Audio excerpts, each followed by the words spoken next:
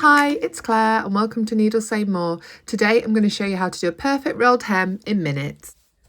To set up a rolled hem on your overlocker, I normally work from top to bottom or bottom to top, so I can do it all really methodically. So if you go to the stitch length, on mine you change this to R for rolled hem. I normally keep the differential feed about 1, but you'll know which is best for your machine.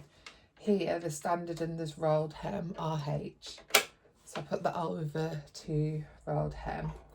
Then here it says S for standard, R for rolled hem.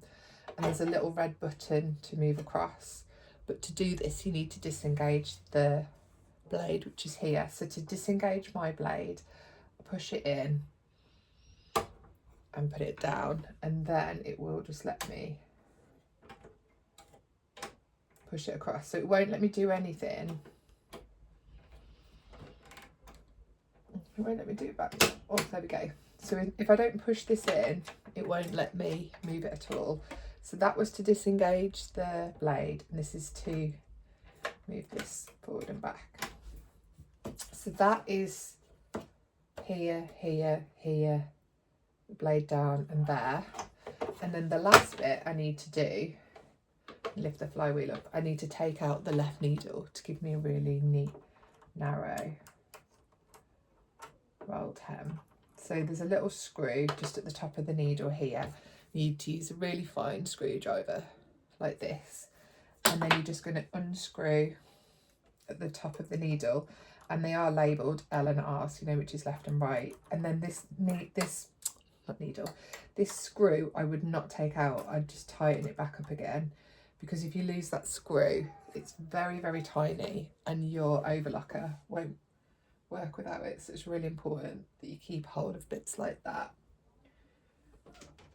So now the needle's out, I'm just going to cut the thread, and I'm going to put my overlocker needle somewhere safe, because I'll put that back in when I finish doing the rolled hem.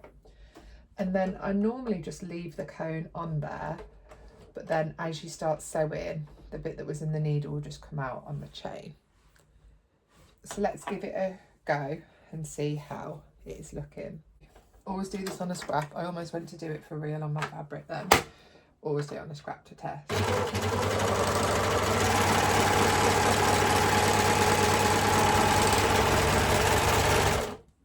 So there we go. You've got a really neat, really cute, fine edge, and you can use this on scarves, you could use it on, sometimes I use it on the bottom of dresses and skirts. It's a really neat, really fine overlocked edge, and that's called a rolled hem.